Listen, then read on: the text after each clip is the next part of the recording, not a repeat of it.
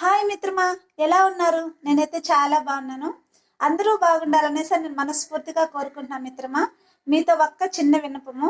ఎందుకంటే నేను చేసిన తప్పు మీరు చేయొద్దని చెప్పేసి చిన్న స్మాల్ రిక్వెస్ట్ అనమాట. నిన్న మా ఇంటికైతే ఒక భిక్షాటన చేసుకునే ఆయన వచ్చారు. ఇంట్లో బువ్వ లేదు. బువ్వ అయితే అడిగారు ఆయన. నేను బువ్వ లేదని చెప్పేసి బువ్వలేదు తాత అని చెప్పి పంపించేశాను. ఒక్క మనిషికైతే ఉంది. ఎందుకు? మన నాన్న వస్తాడులే, పని నుంచి వస్తారులే అనేసి అని చెప్పేసి బువ్వ అట్లే పెట్టేశాను నేను.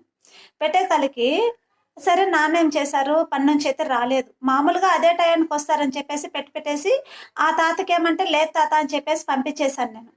పంపించేసేసరికి అమ్మ వచ్చింది. అమ్మ వచ్చి ఏనన్నా పెట్టి పంపించావా లేదా ఆయనకి అనేసి అంటే భిక్షాటన చేసావా లేదంటే నేను చేయలేదమ్మా, నాన్నకు ఉంది ఒక్కరంత బువ్వ అనేసి అని చెప్తే, తప్పు నాన్న, మన ఇంటికి శత్రువు వచ్చినా అడిగినప్పుడు లేదనకుండా ఇచ్చే ధర్మం మంద నాన్న. మనమే కాదు ఎవరైనా సరే అన్నం విషయంలో మాత్రం అన్నం పరబ్రహ్మ స్వరూపం, అన్నదాత సుఖీభావ అనేసి అంటారు కదా.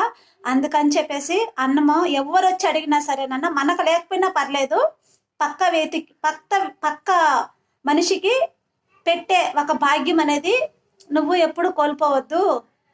ఎప్పుడైనా సరే మన వరకు ఆలోచించద్దు. ఇతరులకు పెట్టిన తర్వాతే మనం ఏదైనా కూడా సరే వాళ్ళ తర్వాతే మనకి అని చెప్పేసి ఒక్క మాట చెప్పింది. అప్పుడు నాకు చాలా బాధ అనిపించేసింది మిత్రమా. అందుకే మీకు చెప్తున్నాను, ఒక్క విషయము, మనకు లేకపోయినా పర్లేదు, అన్నం విషయంలో మాత్రం పక్క మనిషి అడిగినప్పుడు అన్నం అనేది కొద్దిగా మనకున్న దాంట్లో కొద్దిగా పెడదాం. ఓకేనా మిత్రమా? నేను తెలుసుకున్నాను కాబట్టి మీకు నేను చెప్తున్నాను. ఓకే అండి.